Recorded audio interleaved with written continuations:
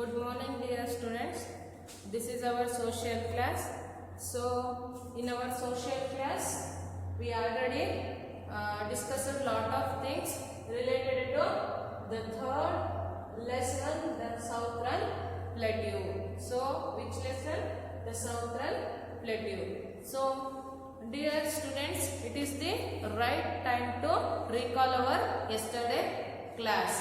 So, in our yesterday class, we discussed a lot of things related to the what? Related to the Deccan Plateau. So, lot of things, and I highlight the so many points before yesterday class.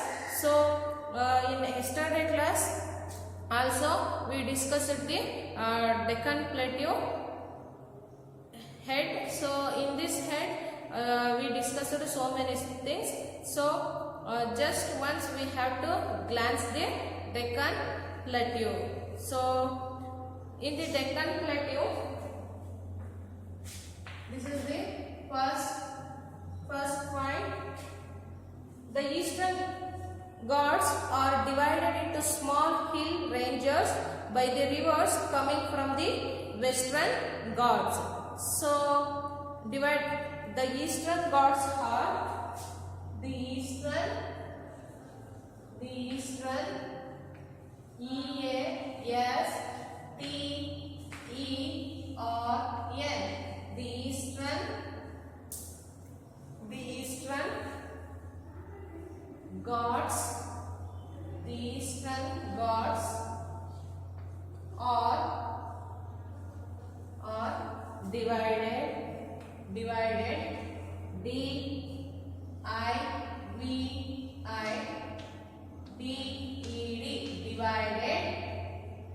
divided into how many parts? Divided into two parts. Divided into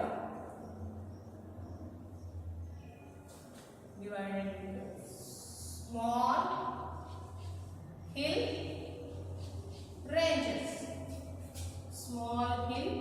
ranges. So, the Eastern Ghats are divided into small hill ranges. So, the small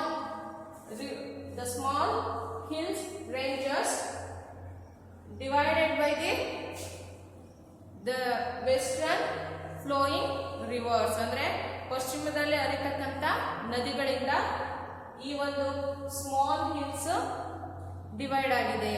so next ಮತ್ತೇನನ್ನ ನೋಡಿದ್ವಿ? Which one we have to discuss? So most of these rivers fall into the Bay of Bengal. So here so many rivers, or most of the rivers R-I-B-E-R-S, most of the rivers join the Bay of Bengal. Bay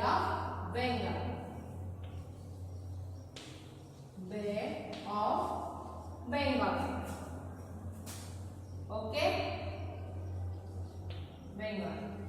ಇಲ್ಲಿ ಹರಿತಕ್ಕಂತ ಈ ಡೆಕ್ಕನ್ ಪ್ಲೇಟಿನಲ್ಲಿ ಹರಿತಕ್ಕಂತ ಒಂದು ನದಿಗಳು ಕೊನೆಗೆ final ಆಗಿ ಯಾವುದನ್ನ ಸೇರುತ್ತೆ? ಈ bay of Bengal ಅನ್ನ ಪಶ್ಚಿಮದ ಅರಬ್ಬಿ ಪಶ್ಚಿಮದಲ್ಲಿರ್ತಕ್ಕಂಥ ಮಹಾಸಾಗರವನ್ನ ಸೇರುತ್ತೆ ಮಕ್ಕಳ. ಸೊ ನೆಕ್ಸ್ಟ್ ಇನ್ನೇನು ಇದರಲ್ಲಿ ಇಂಪಾರ್ಟೆಂಟ್ ಅಂದ್ರೆ, so the Godavari is the longest river in the Deccan plateau. So Godavari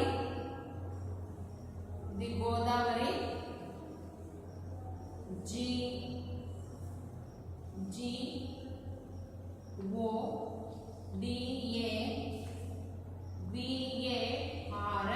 Godavari is the longest river.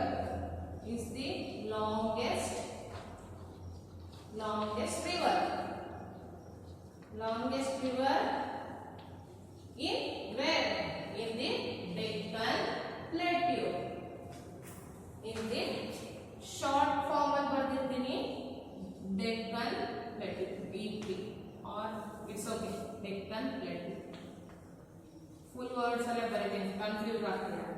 Deccan Plateau. Plateau, Deccan Plateau. Okay. Next, the Narmada and Tapi flow westwards and fall into the Arabian Sea.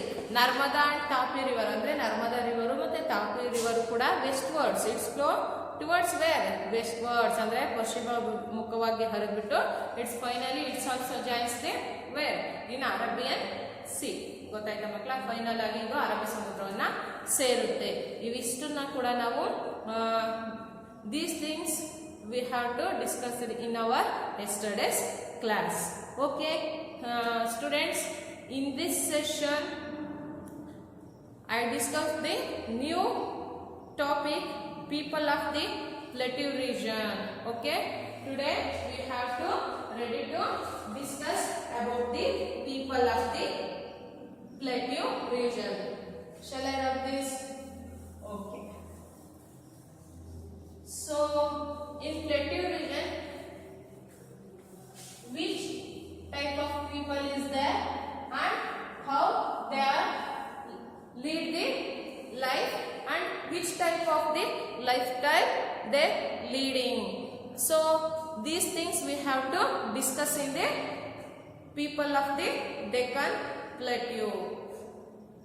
So ಈ ಒಂದು ಡೆಕ್ಕನ್ ಪ್ಲೇಟ್ಯೂ ಇದೆ ಅಲ್ವಾ, ಈ ಡೆಕ್ಕನ್ ಪ್ಲೇಟ್ಯೂ ಅಲ್ಲಿ ಇರ್ತಕ್ಕಂಥ people's ಹೇಗಿದ್ದಾರೆ, ಯಾವ ರೀತಿ ವಾಸ ಮಾಡ್ತಿದ್ದಾರೆ, ಅವರ ಲೈಫ್ ಸ್ಟೈಲ್ ಏನು, ಅವರ ಒಂದು ಡ್ರೆಸ್ಸಿಂಗ್ ಸೆನ್ಸ್ ಏನು, ಫುಡ್ ಏನು ಅನ್ನೋದರ ಎಲ್ಲದರ ಬಗ್ಗೆ ನಾವು ಈ ಒಂದು ಹೆಡ್ ಅಲ್ಲಿ people of the Deccan plateau region ಅನ್ನೋ ಹೆಡ್ ಅಲ್ಲಿ ನಾವು ತಿಳ್ಕೊಂತಿದೀವಿ. ನಿಮ್ಮ ಟೆಕ್ಸ್ಟ್ ಬುಕ್ ಅಲ್ಲಿ ಇಲ್ಲಿದೆ ನೋಡಿ, people of the plateau region. So ನಾವು ಇವಾಗ ಡಿಸ್ಕಸ್ ಮಾಡ್ತಾ ಇರೋದು ಇದನ್ನ, the people of the plateau region ಅನ್ನ.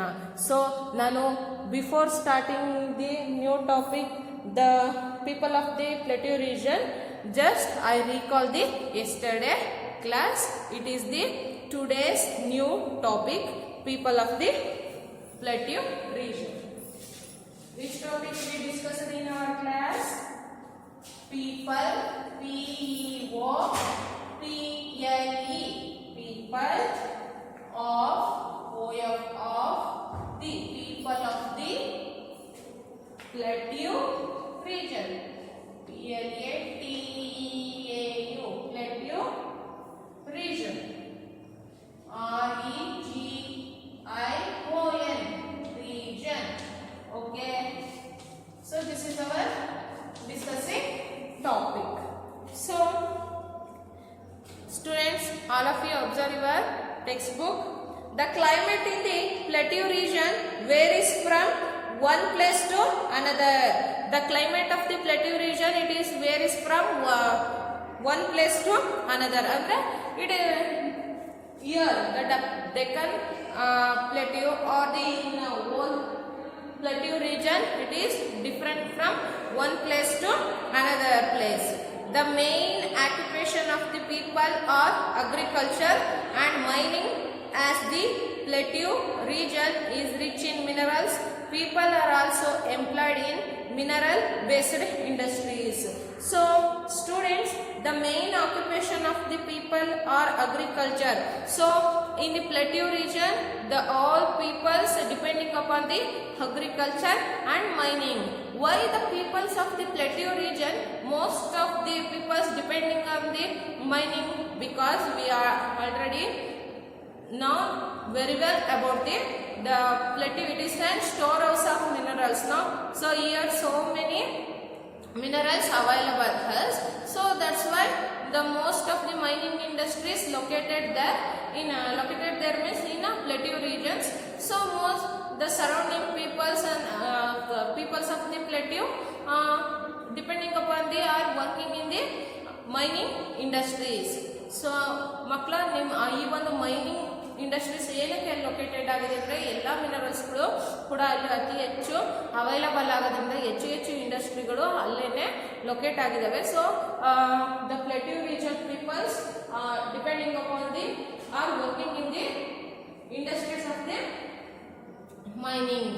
ಸೊ ಅದೇ ರೀತಿ ಯಾವ peoples depending upon the agriculture also, because it is the suitable for the agriculture also, because so many rivers flowing in the plateau regions.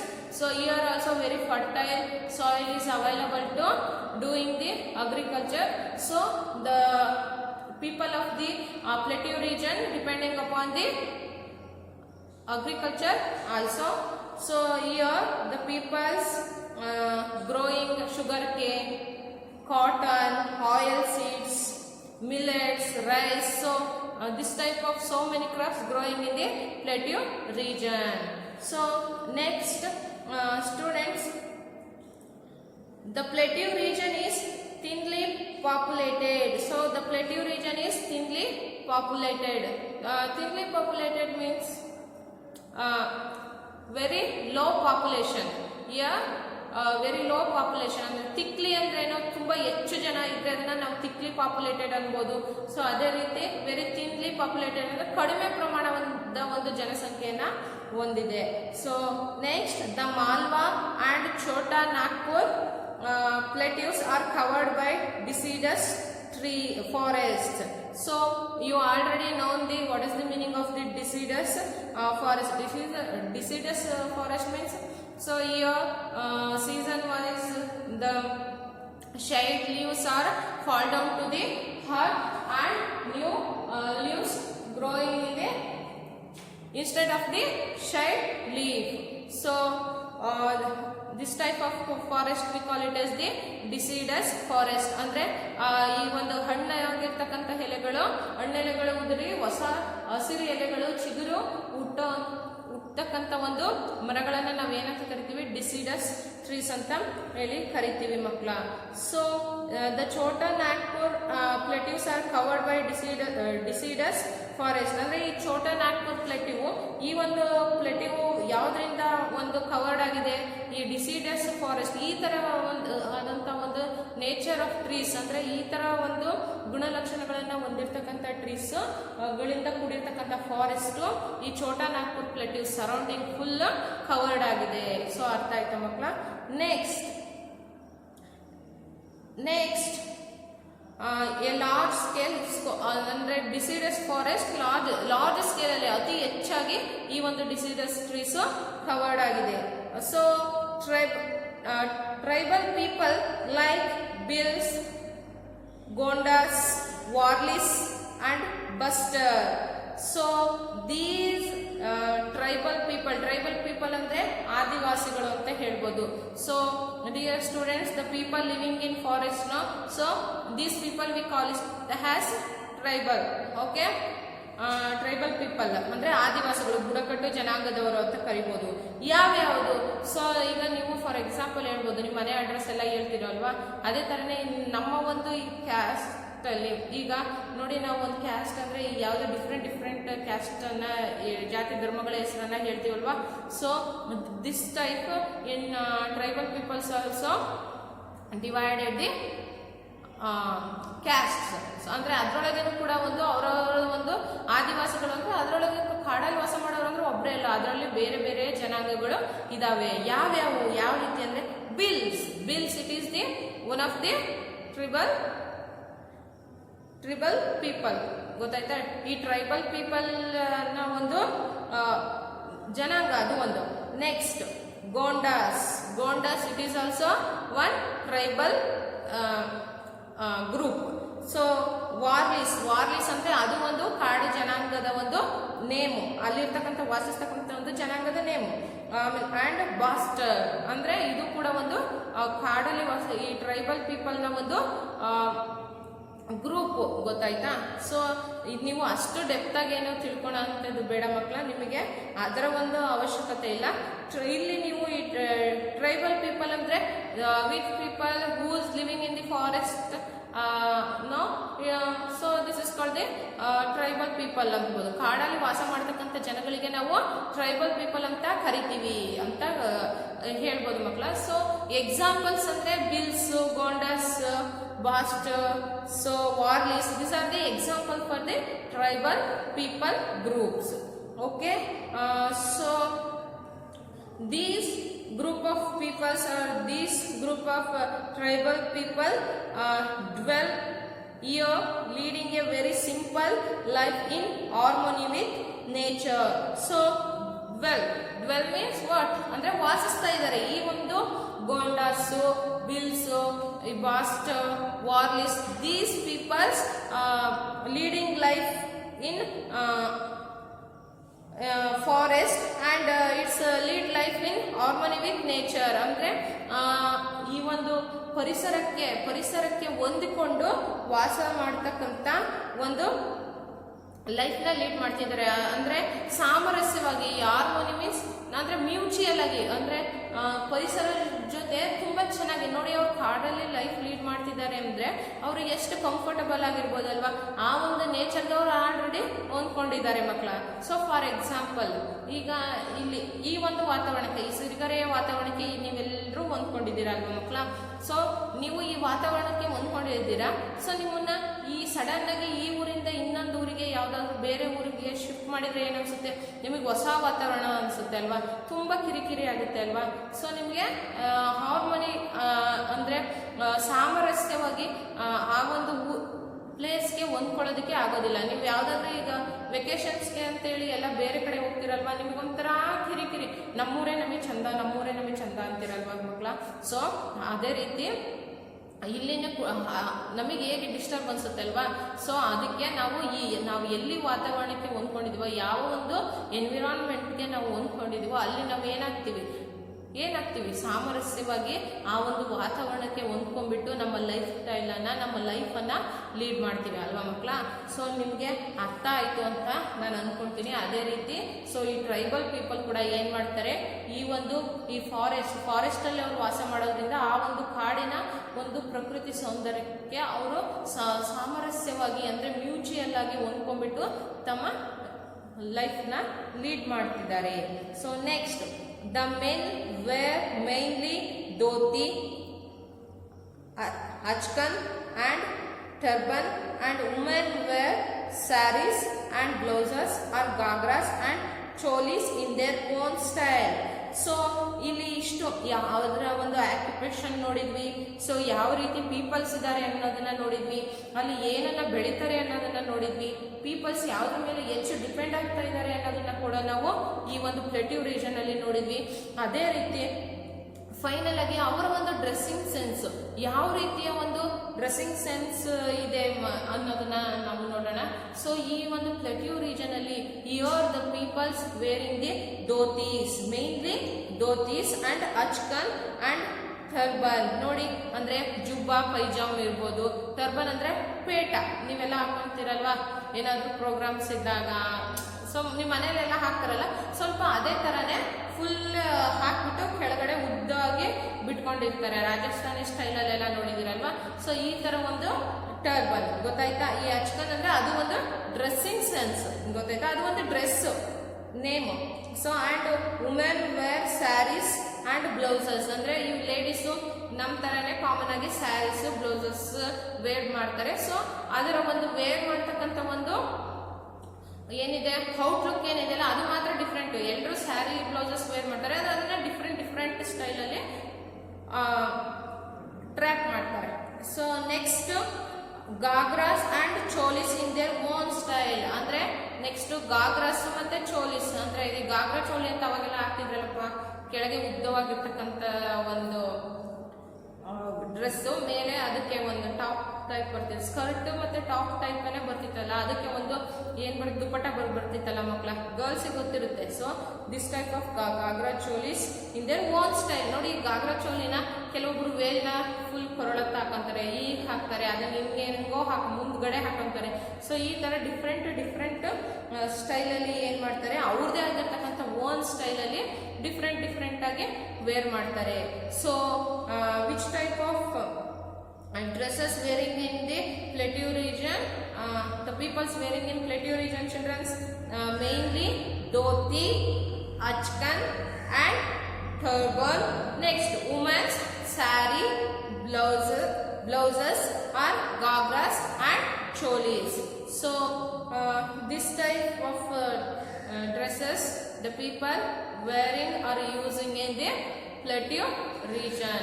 So children, you understand about the people of the plateau region. Do you understand this? ನಿಮಗೆ ಅರ್ಥ ಆಯ್ತಾ ಇದು? I hope you understood the people of the plateau region, how to lead the life, how to work in the industries, and how which is the main work in this plateau region, and which type of lifestyle they leading in the plateau region, and which type of the dresses wearing in the plateau region. So these are things we discussed in our today's class. So tomorrow or in our next class I am coming with new topic, the importance of the plateau region. So all of you mark here, put an mark here, it's completed. Okay, own style ಅಂತ ಇದೆ ಅಲ್ವಾ, so ನೀವು ಇಲ್ಲಿಗೆ ಮಾರ್ಕ್ನ ಮಾಡ್ಕೊಳ್ಳಿ. Next ಕ್ಲಾಸಲ್ಲಿ ನಾನು importance of the plateau region ಬಗ್ಗೆ ಹೇಳ್ತೀನಿ ಮಕ್ಕಳು. Thank you.